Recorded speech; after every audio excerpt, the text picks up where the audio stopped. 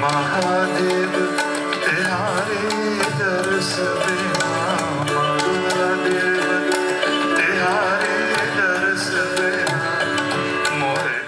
नमस्कार, बहुत बहुत स्वागत है आपका अमर उजाला में। आपके साथ मैं हूं अभिलाषा पाठक और आज आपकी मुलाकात मैं उस शख्सियत से कराने जा रही हूं जो इस बार शब्द सम्मान 2025 में साहित्यकारों को सम्मानित करेंगे।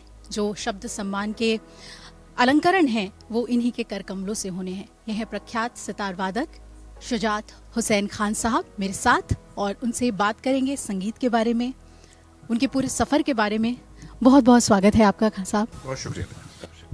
कैसा लग रहा है आपको शब्द सम्मान में आकर, और जब सबसे पहले आपको कहा गया कि आपके कर कमलों से ही अवार्ड्स देने जाने हैं साहित्यकारों को, तो क्या मन में आया? ये संगीत और साहित्य का मिलन जैसा लगा आपको?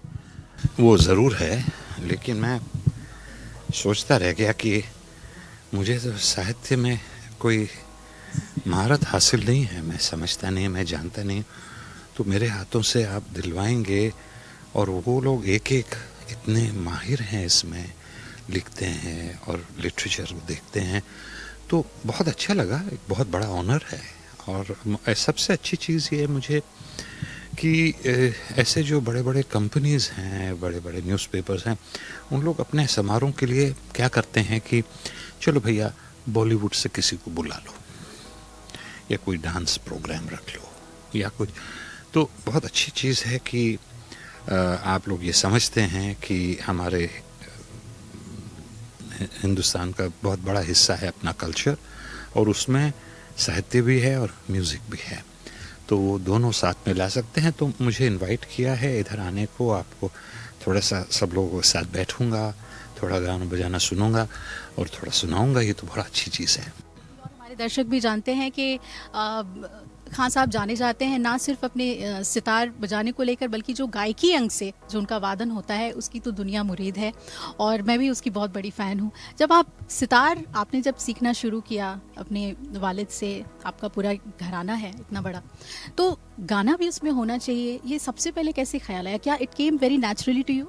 नहीं, मेरे वालिद साहब, उन्होंने ये ट्रेंड शुरू किया कि सितार के इंस्ट्रूमेंट के साथ थोड़ा थोड़ा गाना। तो ये क्योंकि वो उनके मदर के साइड से वोकलिस्ट थे, तो उनको ये आइडिया आया। तो उन्होंने एक चीज़ उसको हम लोग जिसको गायकी अंग कहते हैं, जस्ट म्यूजिक वोकल स्टाइल, उन्होंने शुरू किया। तो मैं जब पैदा होके बड़ा हुआ तो ऑलरेडी घर में वो था। तो हम लोग बहुत सी चीज़ें जो सीखते हैं, कॉम्पोजिशन सीखते हैं, बंदिशें सीखते हैं, फोक सीखते हैं, वोकली सीख लेते हैं। तो फिर वोकली सीख लेते हैं तो फिर उसमें सितार में बजाना उसको इनकॉर्पोरेट करते हैं। उसमें ये होता है कि अल्फाज अगर इतनी दूर है तो हमारे स्ट्रोक्स बीच में नहीं पड़ने चाहिए, तो वो दिमाग में आना चाहिए। तो वो for me it was second nature. अच्छा, इमदाद खानी घराने की जब हम बात करते हैं तो मैंने पढ़ा कि आप लोगों ने सितार एज ए इंस्ट्रूमेंट जो तंत्र वाद्य है उसमें भी कई आप लोगों ने बदलाव किए। थोड़ा इस वाद्य के बारे में और अपने घराने की खासियत भी बताइए हमारे दर्शकों को। बहुत कॉम्प्लिकेट हो जाएगा, बहुत टेक्निकल हो जाएगा, बस आप ये समझ लीजिए कि पहले राइट हैंड का काम होता था, तंत्रकारी अंग जो होता है। अब रविशंकर जी के जो फॉलोअर हैं वो राइट हैंड पे स्ट्रोक्स पे ज़्यादा, पैटर्न पे ज़्यादा ध्यान देते हैं।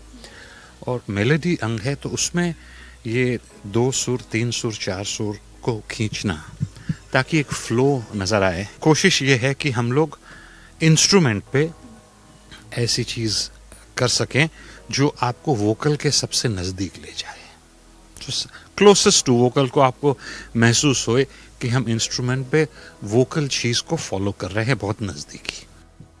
आपकी ये भी खासियत है कि सिर्फ देश में ही नहीं विदेशों में भी आप कोलैब करते हैं और अलग अलग देशों के आर्टिस्ट के साथ आप परफॉर्म करते हैं। कहाँ देख रहे हैं इंडियन म्यूज़िक को, और किस तरीके से हमारे म्यूज़िक को, हमारे शास्त्रीय संगीत को विश्व भर में अब देखा जा रहा है? भाई मेरे ख्याल से तो हमारा जो गाना बजाना है वो दुनिया में, वर्ल्ड म्यूज़िक में बेहद मशहूर है, क्योंकि इसका डेप्थ इतना है, उसका रिसर्च इतना किया गया है, लिटरेचर एंड म्यूज़िक। तो वो तो बहुत प्राचीन टाइम से बहुत बड़ी चीज़ है। तो सारी दुनिया हमारे म्यूज़िक को और हमारे कल्चर को बहुत ऊंचा और बहुत डीप मानती है। तो ये तो है, देयर एक्सपेक्टेशंस दुनिया की ये हैं कि हम लोग ने ऑलवेज आगे रहे हैं और ऑलवेज आगे रहे as far as culture is concerned. Youth के लिए आप कुछ कहना चाहेंगे, क्योंकि जब सितार की बात आती है तो जब खुशियां आए तो लगता है सितार बज उठे। हम कहते भी हैं कि बस सितार बज उठे, तो कोई खुशखबरी आई तो सितार बज उठे। तो यूथ को आप क्या कहना चाहेंगे, म्यूजिक कैसे उनके लाइफ में एक थेरेपी की तरह काम कर सकता है, और सीखना आसान है क्या, क्योंकि इस इंस्ट्रूमेंट को टफेस्ट कहा जाता है? मैं टफेस्ट में नहीं बोल सकता, मगर सीखना आसान नहीं है। कोई भी चीज़ सीखना आसान नहीं है। मैं ज़्यादा अच्छा ज्ञान नहीं देना चाहता। हमारे यूथ आजकल बहुत समझदार हैं, वो खुद जानते हैं क्या अच्छा है, क्या बुरा है, क्या करना है, क्या नहीं करना है। उसके बाद भी अगर वो उल्टे या गलत रास्ते पे चलना चाहें तो हमें उन्हें रोकना नहीं चाहिए। दे आर जवान हैं, उनकी अपनी मर्जी है, कैसे भी जाए, कहीं भी जाए। लेकिन मेरा सिर्फ इतना कहना है कि गिव दिस अ चांस। एक दो दफ़ा सुन लीजिए, देख लीजिए, अगर अच्छा लगा, नहीं लगा कोई बात नहीं, नहीं लगा तो छोड़ देना। मगर बगैर उसको एक चांस दिए पहले ही से आप बोलो नहीं यार हम ना क्लासिकल अपने को नहीं चलेगा, हमको तो 3 मिनट बॉलीवुड गाना चलेगा, तो कोई बुरी बात नहीं है। यूथ को सिर्फ ये कहना है, समझना चाहिए कि अपना कल्चर जो है, साहित्य है, म्यूज़िक है, वो आपके पास नहीं आएगा, आपको उसके पास जाना पड़ेगा। अगर आप खुश हैं 3 मिनट का गाना सुन के, 4 बोतल वोडका, अरे मैं रास्ते से जा रहा था bhelpuri, if you want to lead your life on that surface, कोई बुरी बात नहीं है। अगर आप एक स्टेप डीपर जाना चाहते हैं कि और दुनिया में क्या है, तो फिर आपको इसके पास आना पड़ेगा। और आप नहीं भी आएंगे तो कोई बात नहीं, दुनिया है, दुनिया बहुत है। 2,500, 5,000, 10,000 लोग गाना बजाना सुनने आते हैं, उसमें कोई कमी बेशी नहीं होगी। It's up to you. आप अपने ज़िंदगी में कुछ something more than just normal लाना चाहें तो you have to go close to it. बहुत गहरी बात आपने कही है। मैं ये भी जानना चाह रही हूँ कि ये लोगों के अंदर बहुत सवाल रहता है कि आर्टिस्ट जो हैं वो अपनी ही दुनिया में खोए होते हैं।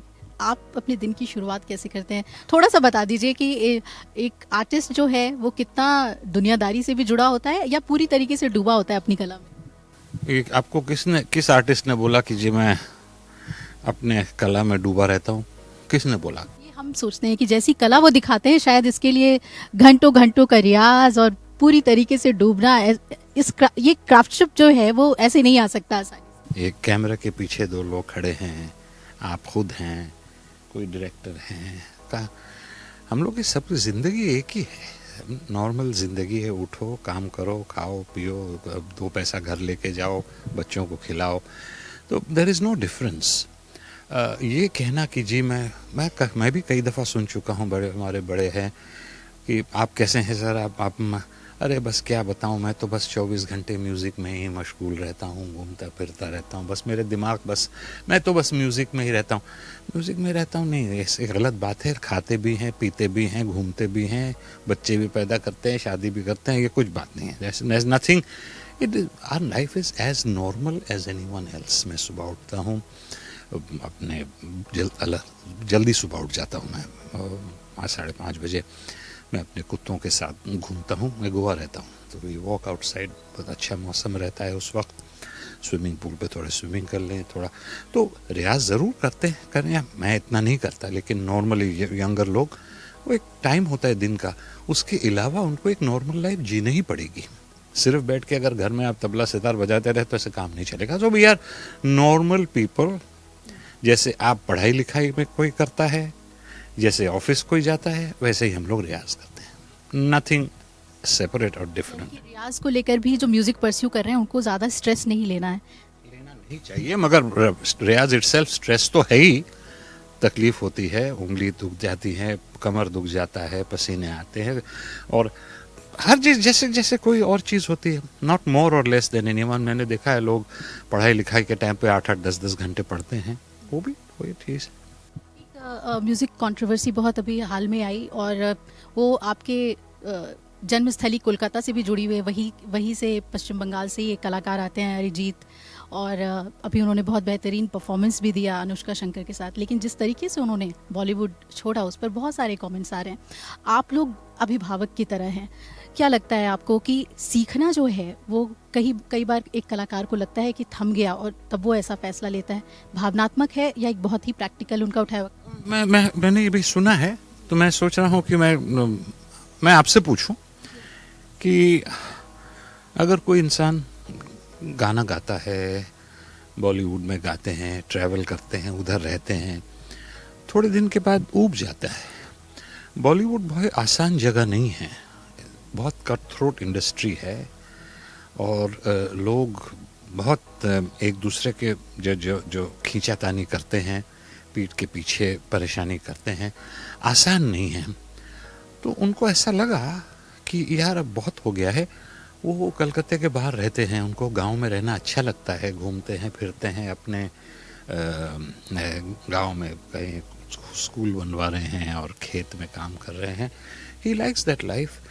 तो ये अगर किसी का मन होता है कि बस अब मैं ये करना चाहता हूँ, तो वी शुड अलाउ इट। कोई कंट्रोवर्सी तो साला सभी शुरू कर देते हैं यार, कोई चीज़ लेके हाय हाय ऐसा क्यों हो और वो सिंपल भाई यार बहुत हो गया, अब थोड़े दिन मैं सोचता हूँ नहीं गाऊंगा, फिर अगर मन होए साल 2 साल 5 बार फिर गा लेंगे। बट आसान नहीं है। आप सोचिए, आसान नहीं है कि कोई इतना उरूज पे पैसा नाम इज्जत शोहरत बोला बस यार अब नहीं मन है। आसान नहीं है। अगर बहुत अच्छी चीज़ है, अगर उनका ये मन है तो आई टोटली सपोर्ट। जो रागिनियाँ हैं उसमें कहते हैं कि जो हमारे उस्ताद लोग होते हैं वो काफ़ी कुछ ऐड ऑन करते हैं, काफ़ी उनका रिसर्च चलता रहता है।